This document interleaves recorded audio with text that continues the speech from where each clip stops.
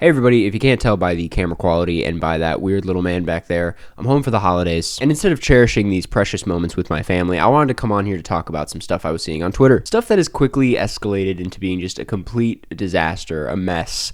There's so many layers to this discourse at this point that I had to make a video about it. It started with a pretty by-the-books tweet that is super funny to look back on now, of someone saying, "Show your Wicked Part 1 photos." And even though this is the tweet that kicked this whole thing off, I've seen so many photos of this goddamn movie. I don't know what it is. Maybe it's the Ariana Grande people that just don't go outside. Maybe it's musical theater people. I don't know what it is, but people have loved taking pictures of this movie. I get that it's an event and people are treating it almost like a concert. We'll get to that one in a second. But it should go without saying that you shouldn't take photos in the movie theater for a few reasons. Taking a photo is just taking your phone out during the theater, and trust me, if you're not sitting in the very back, we can all see it. I've seen people taking photos in a theater. Obviously, I'm not going to say anything because I don't do confrontation like that, but it's become this really common thing, especially with just the title cards. I know friends who do it, and I've never really called them out on it. I don't think it's the most offensive thing in the world if it's the only time you go on your phone during the screening, but at the same time, I'm kind of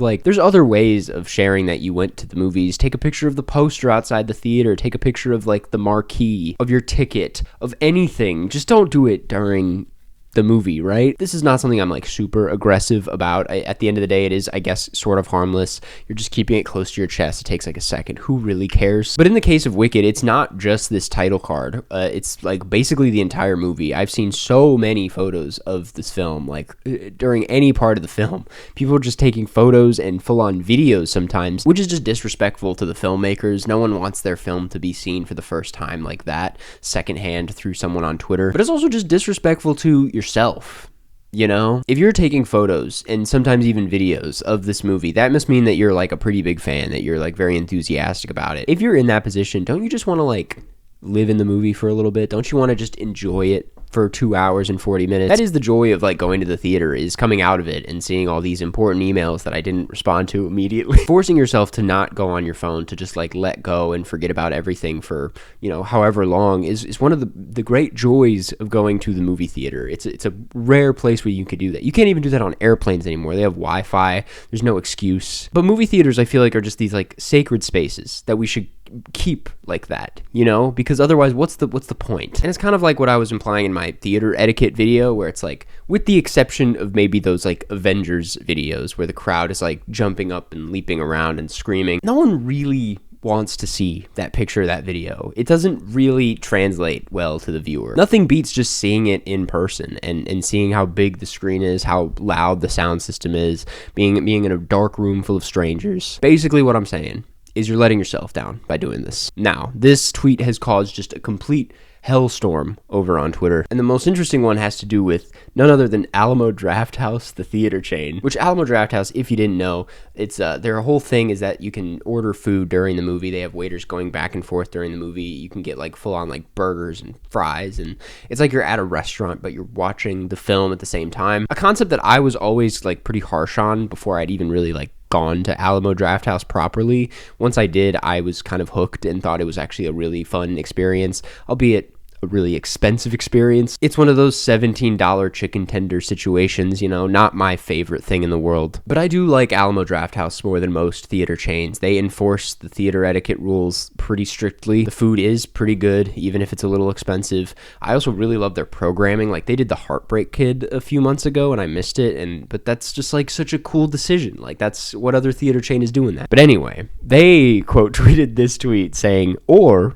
don't do that," which is, a bit funny. I've never had an overly distracting experience at Alamo, but I will say it's a little funny of them to do that, considering they're the theater chain with the most activity happening during screenings. But someone did beat me to it with the quote tweet, "Man, shut the fuck up. You guys have helped popularize people eating goddamn buffalo wings and shrimp Caesar salad whatnot in the theater. You're just as much accountable for the downfall of the movie theater vibe." I think this person has a point, but I would not go as far to say they're accountable for the downfall of the movie theater vibe. I think Alamo has done a lot of good. Again, I think because of how hard they enforce theater etiquette, because of how comfortable the seats are, how reliable the sound and image are, It's like one of my favorite movie theater chains. I think people get excited to go to Alamo Drafthouse compared to like a Regal. Someone quote tweeted this one saying, having your phones out might interfere with the waiters and food runners constantly walking back and forth in front of everyone. I don't know. To be honest, the waiters never really are the problem for me with Alamo Drafthouse. They stay out of the way for the most part. It's more so me trying to like attack the messiest sandwich in the world in complete darkness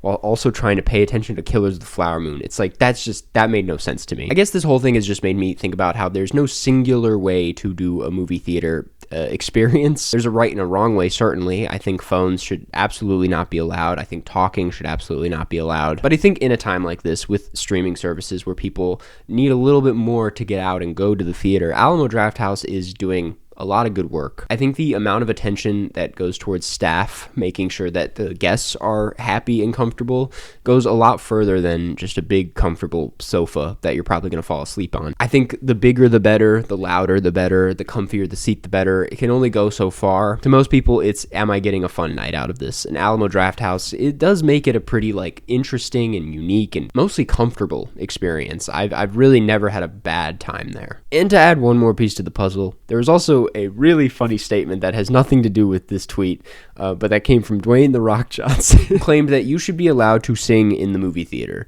Quote, "You've paid your hard-earned money for a ticket and you're going into a musical and you're into it. Sing." This is like just as funny to me as him sitting in the same seat as Christopher Nolan and comparing Red One to Oppenheimer. Back-to-back banger quotes from The Rock. Obviously, absolutely not. I think he's more so trying to like hype up his own film Moana 2 into making it feel like a family-friendly place, but it's like I hate the idea of just like dumbing down things for people. Maybe this is just the introvert in me, but like one of my least favorite parts about going to the movies is having to deal with like rude and annoying strangers in public. One of the most important parts of my theater etiquette video was reading the room. I think that is like such a thing that people, even with good intentions, just do not pay attention to when they go into the theater. Not everything is a midnight screening of Shrek. Like, you can't yell lines, you can't sing. It's just incredibly disrespectful to everyone around you. No one is there for a concert. They're there for a movie.